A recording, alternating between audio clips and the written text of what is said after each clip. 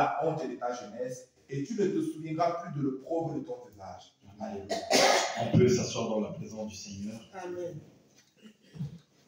Je veux que vous me suivez attentivement, vraiment bien. Suivez-moi attentivement bien. Vous savez, quand le Seigneur a créé l'homme, l'homme a été créé, c'est-à-dire la terre a été créée, quand le ciel a été créé, quand la forêt a été créée, quand le jardin a été créé, quand les animaux ont été créés. Et l'homme a été créé dans un environnement où la création était brute. Quelqu'un me dit Amen. Amen. L'homme a été créé dans un environnement où la création est brute. Voilà pourquoi l'être humain, quand il est né, il est brut. Est-ce que quelqu'un me comprend?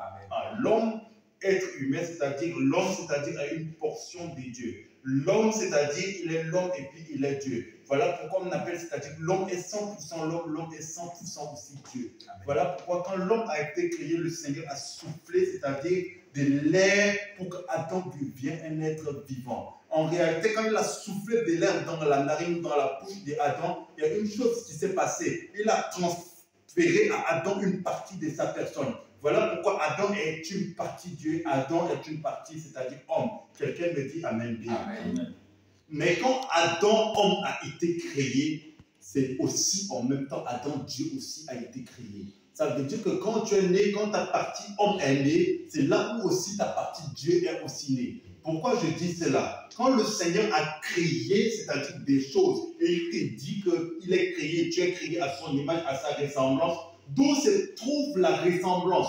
La ressemblance se trouve dans votre capacité aussi de créer comme Dieu crée. La ressemblance se trouve aussi dans la capacité de déclencher et de faire en sorte qu'il y a la séparation des eaux d'en haut et des eaux d'en bas. La ressemblance se trouve, c'est-à-dire dans les dimensions lesquelles, où quand tu te lèves, ce que tu décides que ça t'arrive, c'est ça qui t'arrive. Pourquoi? Parce que l'Éternel aussi, quand il décide quelque chose, c'est ce qu'il décide là, que c'est ça que le ciel et la terre exécutent. Et toi aussi, c'est ce que tu décides que le ciel et la terre exécutent. Mais maintenant, il y a une chose, il y a une portion de l'Éternel que beaucoup de gens ils oublient. L'homme, il est créé à l'image et à la ressemblance de Dieu. La première preuve d'abord, quand l'Éternel crée tout, l'homme a la capacité de continuer la création que là où Dieu s'arrête. Là où Dieu prend le jour de repos, c'est là où, c'est-à-dire la continuité de l'homme commence.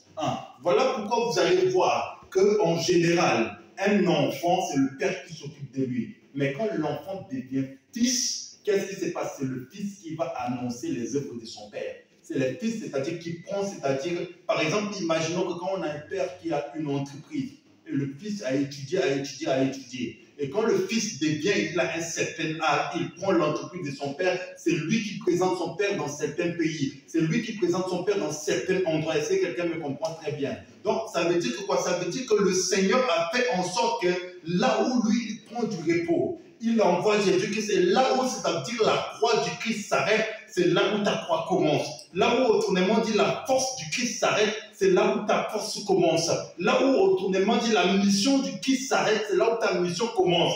Voilà pourquoi là où la création de l'Éternel s'arrête, c'est là où aussi ta création commence. Pourquoi? Parce que ta création est la continuité de là où, c'est-à-dire la création de l'Éternel fait pause. Voilà pourquoi vous allez voir que l'homme va prendre ce que l'Éternel a créé et puis il va le ramener au-delà.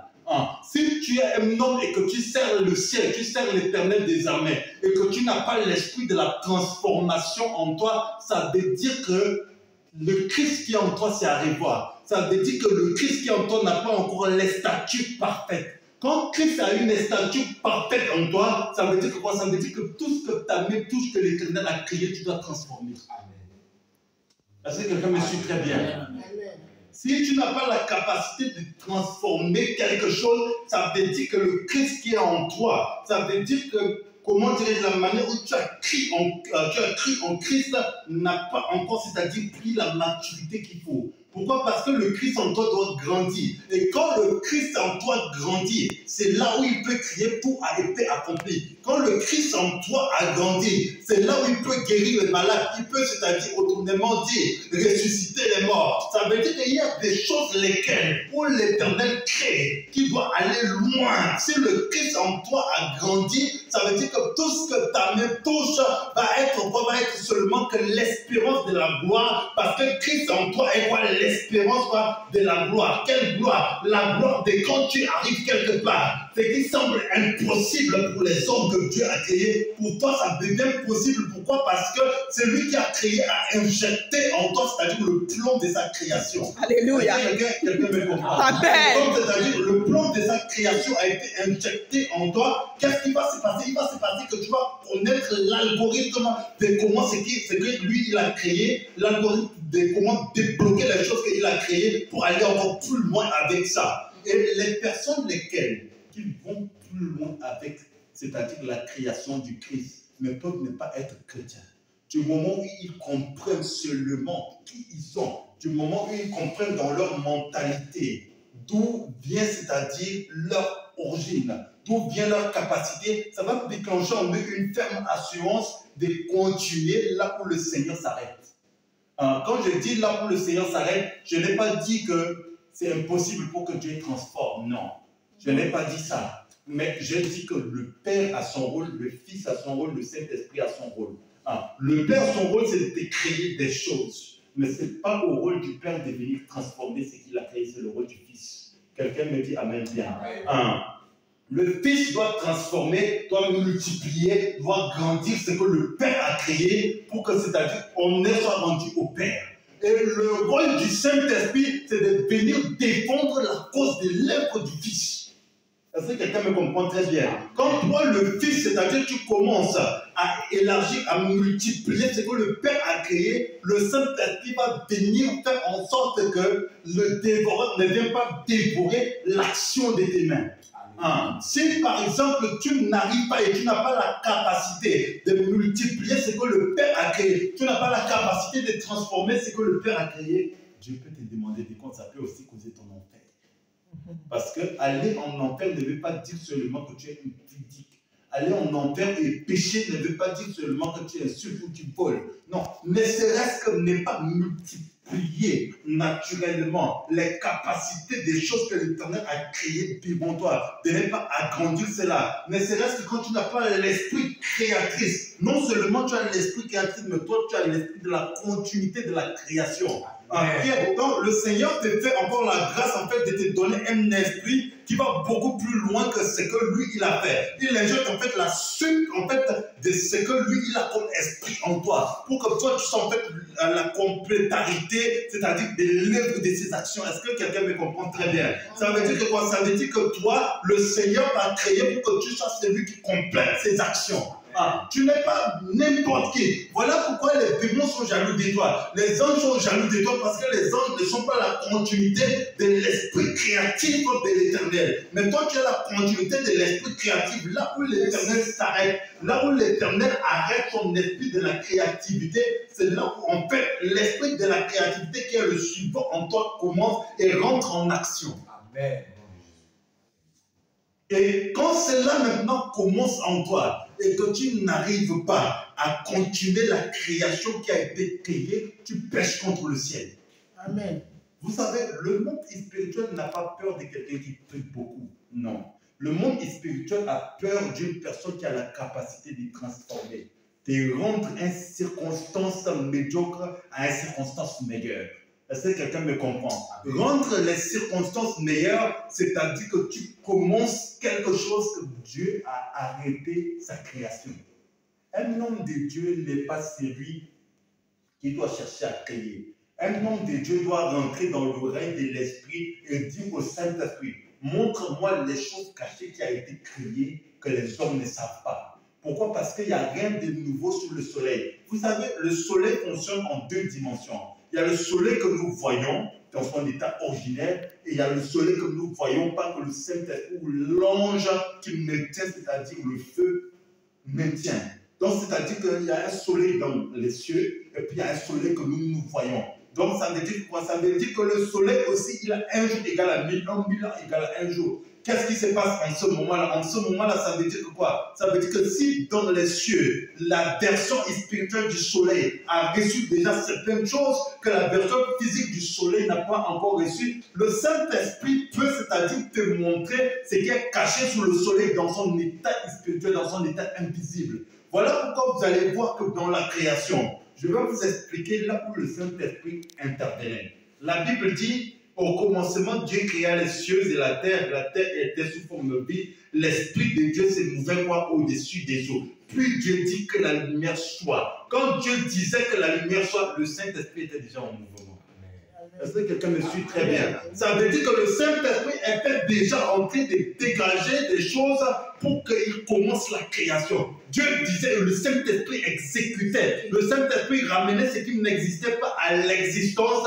À cause de quoi? À cause que l'Éternel était celui qui devrait annoncer la parole, mais le Saint-Esprit était celui qui devrait exécuter. Et le Fils est celui qui doit venir pour continuer maintenant ce que le Saint-Esprit a exécuté. Amen. Donc, ça veut dire que quoi? Ça veut dire que ta mission est la continuité de l'exécution de l'œuvre du Saint-Esprit. Amen. Donc, ça veut dire, voilà pourquoi tout ce que ta main touche, là où ta main va toucher les choses brutes que l'Éternel crée, tu ne vas pas avoir de l'échec parce que l'Éternel a parlé, le Saint-Esprit a exécuté, et puis toi, tu continues. Voilà pourquoi vous allez voir, peu importe les circonstances qui s'est passées, le Christ n'a pas échoué sa mission. Amen. Est-ce que quelqu'un me comprend? Yes. Le Christ n'a pas échoué sa mission parce que le Christ, c'est-à-dire, est la continuité de la création brute que l'Éternel a créée. Quelqu'un me dit Amen bien. Amen. Voilà pourquoi vous allez voir que toi, le Fils, tu ne peux pas échouer si tu continues à multiplier, à fortifier, c'est-à-dire naturellement les grâces que l'Éternel a faites pour qu'il y ait des choses qui sont autour de toi. Tout ce que vous voyez ici, c'est l'Éternel qui l'avait créé. C'est l'Éternel qui a créé. Et comme c'est l'Éternel qui a créé, ça veut dire qu'en toi, il y a la capacité, il y a la sagesse d'écouter la création de l'Éternel et de continuer à rajouter des valeurs ajoutées. Parce que ça, c'est ton rôle à toi de le faire. Et les hommes qui sont autour de toi doivent, c'est-à-dire, voir l'œuvre de Dieu en toi en travers par rapport à la capacité et la manière d'élargir, la manière d'aller plus loin avec la création du Christ. Et un homme de Dieu, ou bien un serviteur de Dieu, ou bien un enfant de Dieu, qui n'a pas la capacité de prendre ce que l'Éternel crée pour encore aller plus loin, c'est une personne que même les anges peuvent être ton ennemi. Les anges, quand ils descendent, ils ne respectent pas seulement que le mandat que le Christ leur a donné envers ta personne. Ils respectent en fait l'art de la continuité des mouvements et de l'action du Saint-Esprit en toi. Voilà pourquoi vous allez voir que quand Jésus opérait, les hommes ne descendaient même pas là où il était. Pourquoi? Parce qu'il était la continuité de l'action de l'Éternel, la continuité de l'action de son Père. Voilà pourquoi les Écritures disent il est l'image cachée du Dieu invisible. Pour être l'image cachée du Dieu invisible, avec Dieu, tu dois avoir des ressemblances. Ça veut dire que quoi? Ça veut dire que quand tu déclares quelque chose, ce que tu déclares arrive. Pourquoi? Parce que Dieu a déclaré, cela arrive. Ça veut dire que si l'Éternel sait créer des animaux, ça veut dire que si tu veux en sorte qu'un animal enfante, tu vas déclarer, et puis même si l'animal est stérile, il peut enfanter. Amen. Si tu veux qu'une femme enfante, tu déclares, et puis la femme, là, même si elle est stérile, elle peut, c'est-à-dire enfanter. Pourquoi? Parce qu'en toi, il y a la chute de la création, de l'action du Saint-Esprit. Vous savez pourquoi le Fils passe après le Saint-Esprit? Parce que la parole doit être annoncée. Donc l'Éternel doit annoncer, il doit donner l'ordre. Le Saint-Esprit doit exécuter parce que le Saint-Esprit, en fait, c'est lui qui est en fait le serviteur de l'équipe. Voilà pourquoi vous allez voir que ce que, par exemple, le Père peut tolérer, le Saint-Esprit ne tolère pas. Yes. C'est que le Fils peut pardonner, le Saint-Esprit ne pardonne pas. Non. Parce que le Saint-Esprit est celui qui exécute pour que l'ordre de la Trinité soit, c'est-à-dire, équilibré. Le Fils est gentil, le Père est miséricorde. Le Fils peut te défendre, mais le Père est miséricorde. Le Père peut châtier, le Père peut pardonner. Mais le Fils, il peut pardonner parce qu'il est comme nous. Est-ce que quelqu'un me comprend très bien? Il est comme nous, donc il sait ce que c'est qu'avoir une chair parce qu'il a pris la chair et il comprend ce que c'est qu'avoir une chair. Est-ce que quelqu'un me comprend? Mais par contre, le Saint-Esprit ne sait pas ce que c'est qu'une chair. Le Saint-Esprit ne sait même pas ce que c'est que la souffrance.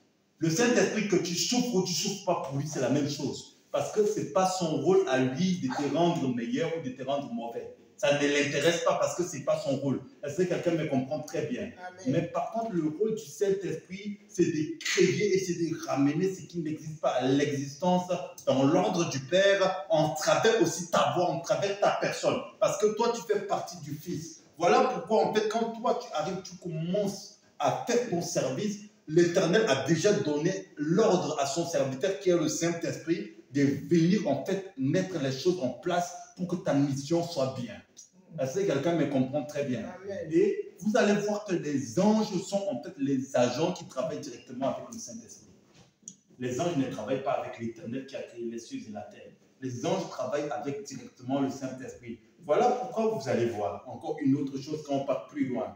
Quand l'iniquité est rentrée dans Lucifer et Lucifer a été chuté, c'est pas en fait contre l'Éternel que Lucifer s'est battu. C'est le Saint-Esprit qui a ordonné aux anges de faire en sorte qu'on précipite Lucifer sur la terre. Quelqu'un me dit Amen bien. Donc le Saint-Esprit, son rôle, c'est d'exécuter les choses. Son rôle, ce n'est pas d'être gentil. Son rôle, ce n'est pas de pousser à faire les choses meilleures. Le Saint-Esprit, son rôle, ce n'est même pas de te rendre même meilleur. Il s'en fout que tu sois meilleur ou pas, ça change rien en fait à son aide. Le Saint-Esprit, son rôle à lui, c'est de faire en sorte que toi, le Fils, tu sois dans la volonté de ton Père. Et être dans la volonté de ton Père, c'est de continuer en fait ce que le Père arrête.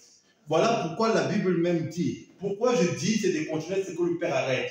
Au 7e jour, Dieu se repose. Est-ce que quelqu'un me comprend très bien? Dieu se repose parce qu'il savait que quand l'homme a été créé, il a dit quoi? Multipliez-vous et remplissez la terre. Avant même que, c'est-à-dire l'homme pêche, l'Éternel lui a donné la bénédiction de la multiplication. Et beaucoup de gens comprennent aussi la multiplication comme, c'est-à-dire engendrer des enfants. La multiplication de l'Éternel qui disait multipliez-vous et remplissez la terre de vous à moi. Quand nous partons dans des réflexions plus loin, nous comprenons qu'il y a eu des choses qui ont été créées d'une manière brute, qui ont été créées d'une manière juste, qui doivent aussi être fructifiées. Est-ce que quelqu'un me comprend très bien?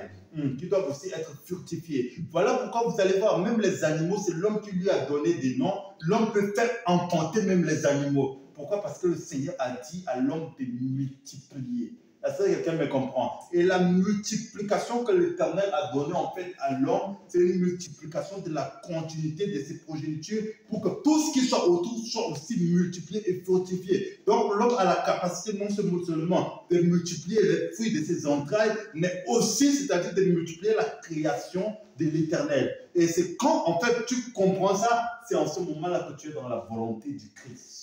Un homme, en fait, qui comprend le décret de sa mission, c'est un homme qui doit se dire à chaque fois que ce que l'Éternel a donné, ce que l'Éternel a fait, ce que l'Éternel, c'est-à-dire a choisi, c'est ça que lui, il doit prendre pour aller plus loin avec.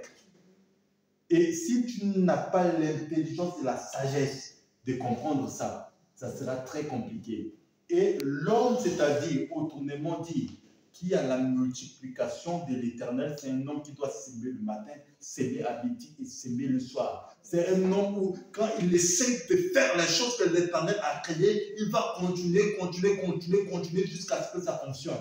Pourquoi? Parce que la Bible dit 7 fois le juste tombe, 7 fois le juste se relève. Est-ce que quelqu'un me comprend? Ça veut dire que quand tu continues la création du Christ, 7 fois, c'est-à-dire autrement dit, tu vas avoir du mal, mais 7 fois, tu auras aussi du succès. Voilà pourquoi je déclare dans vos vies que là où vous avez continué la création de l'Éternel, qu'aujourd'hui vous avez du mal, que la gloire de Dieu et la grâce vous localisent, en fait que le Saint-Esprit défend les œuvres de vos causes au nom puissant de Jésus-Christ. Là où à partir d'aujourd'hui, au son de ma voix, vous voulez faire et aller plus loin avec l'action du Christ et que vous avez du mal, que la grâce vous localise, que le Saint-Esprit vous propulse, que la gloire de Dieu vous propulse, que l'honneur de Dieu vous propulse, que l'élévation de Dieu vous propulse. En fait, que la création de l'Éternel va plus loin avec vous. En fait, que la parole du Christ va plus loin avec vous. En fait, que la mission va plus loin avec vous. Et ça, c'est votre partage. Pourquoi? Parce que il y a une chose qui se passe dans le règne de l'esprit. Quand tu prends conscience que tu es la continuité de l'œuvre de l'Éternel, En ce moment-là, ça veut dire quoi? Ça veut dire qu'une atmosphère évangélique s'active.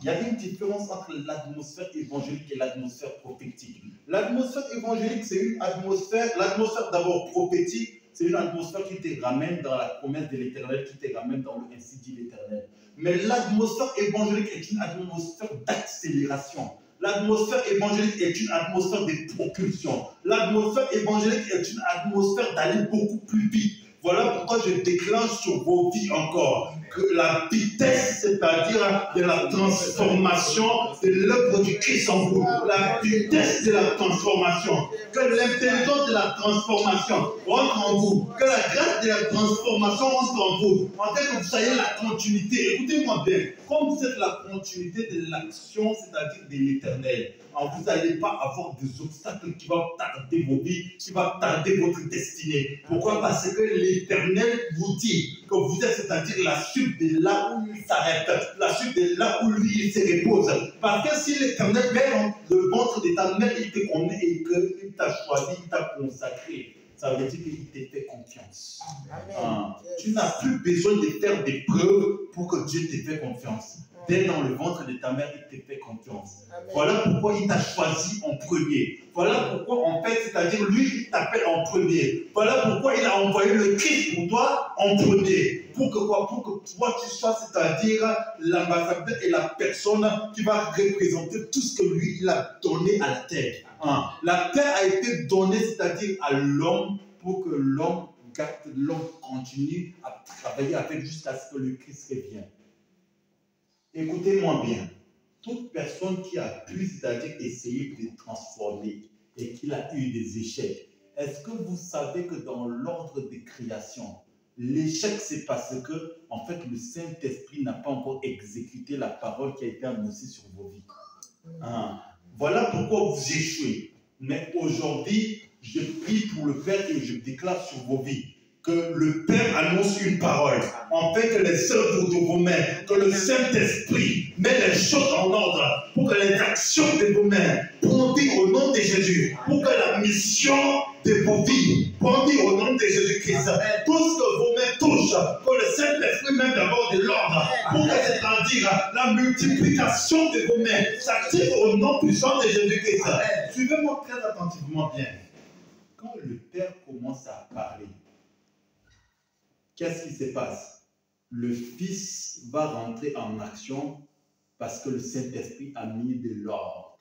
Et maintenant que, comme je viens de déclarer, et le Saint-Esprit a mis de l'ordre dans vos vies, vous allez voir qu'à partir d'aujourd'hui, tout ce que vous allez faire va fonctionner. À partir d'aujourd'hui, tout ce que vous allez faire va exceller. À partir d'aujourd'hui, tout ce que vos mains touchent va se multiplier. Pourquoi? Parce qu'en vous, il y a la grâce de la multiplication, il y a la grâce de l'élévation, il y a la grâce de la gloire de l'Éternel sur vos vies. Il y a des choses lesquelles l'Éternel a créées. Il y a des choses lesquelles l'Éternel a créées sur la terre comme bénédiction, comme gloire. Je déclare sur vos vies qu'à cause de la confiance, à cause du confiance que l'Éternel vous a fait, de continuer la création, que la bénédiction de la terre, la bénédiction sur la terre, la bénédiction du nord, du sud, de l'ouest, de l'est, vous localise pour que la mission va encore plus loin avec vous, pour que la gloire va encore plus loin avec vous. Écoutez-moi bien. Christ en vous est l'espérance de la gloire seulement si vous prenez votre croix. Votre croix est la continuité de là où la croix du Christ s'arrête. Est-ce que quelqu'un me comprend bien? Voilà pourquoi Christ a dit que celui qui veut me suivre porte sa croix. Pour porter ta croix sera encore plus difficile que la croix du Christ. Pourquoi? Parce que la croix du Christ n'était qu'une introduction. Je vais même aller plus loin. Je ne vais pas choquer quelqu'un à aller plus loin. La croix du Christ n'a pas tout accompli. Non. Si la croix du Christ a tout accompli, comme les gens des fois le disent, ça veut dire que Christ a buté ta mission. Mais ce n'est pas le but. Pour ne pas que Christ bute ta mission, sa croix s'arrête quelque part et sa mission s'arrête quand il sort du tombeau. Là où ta croix commence dans un environnement où les occultes ont augmenté. Le diable a pris aussi beaucoup d'argent. De la même manière où nous partons gagner les âmes pour le Christ, c'est de la même manière que les agents du diable sont gagnés besoin aussi pour Lucifer. Donc, suivez-moi bien. Donc, dans les deux camps, c'est-à-dire nous les enfants de l'Éternel, on évangélise pour le royaume, les enfants aussi de Lucifer évangélisent aussi pour le royaume. Est-ce que quelqu'un me comprend très bien?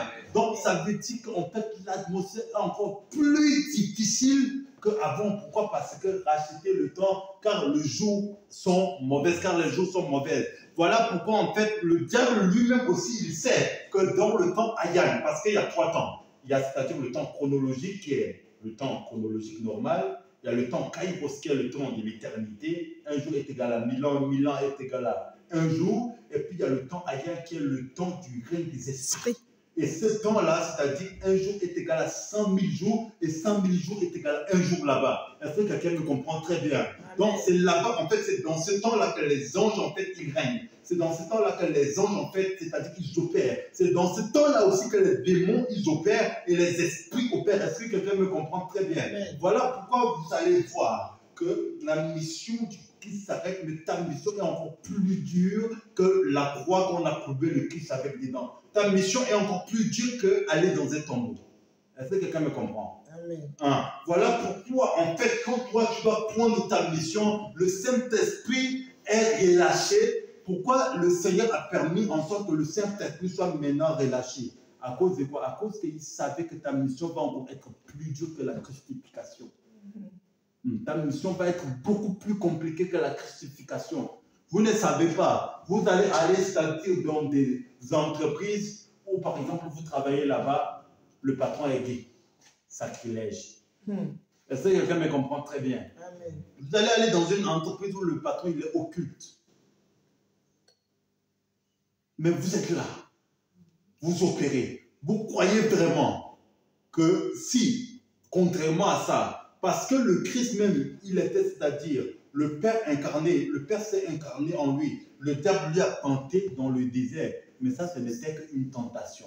Mais toi, le diable ne tente pas. Toi, le diable rôde autour de toi. Est-ce que quelqu'un me comprend très bien? Rôder est encore plus différent que la tentation. Ça veut dire que premièrement, quand il rôde, ça veut dire qu'il sait ce que tu aimes, il sait ce que tu n'aimes pas. Rôder veut dire aussi, des fois, espionner. Est-ce que quelqu'un me comprend? Ça veut dire que le diable connaît tes faiblesses et il connaît tes points forts. Il sait ce que, c'est-à-dire qu'il peut faire en sorte que tu peux rentrer, c'est-à-dire dans son jeu. Est-ce que quelqu'un me comprend? Amen. Donc, c'est pour ça que le Saint-Esprit est relâché pour te dire que non.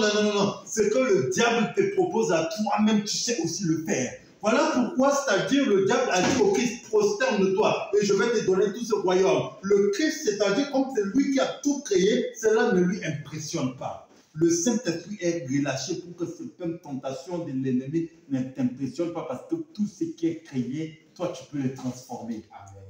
Mais lui, il peut juste en fait prendre ça pour dire que c'est pour lui parce qu'il est menteur. Voilà pourquoi la Bible dit que le serpent est le plus rusé de tous les animaux de la chatte.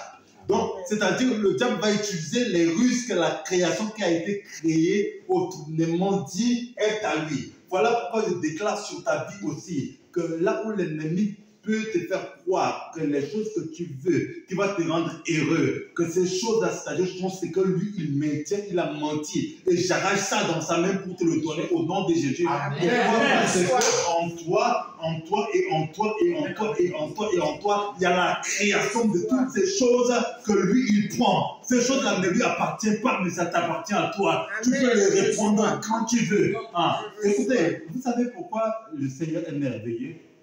Il a fait en sorte que le diable qui a juré d'être ton ennemi, lui-même, il est ton serviteur. Il garde les choses pour toi. Le jour où tu veux aller, il est comme en fait le gardien d'un banque. Tu pars, tu récupères seulement, il te le donne sans problème. Quelqu'un me dit Amen. Amen. Donc, vous voyez que le Seigneur te fait encore privilège de te mettre un gardien gratuit. Quelqu'un qui peut garder ta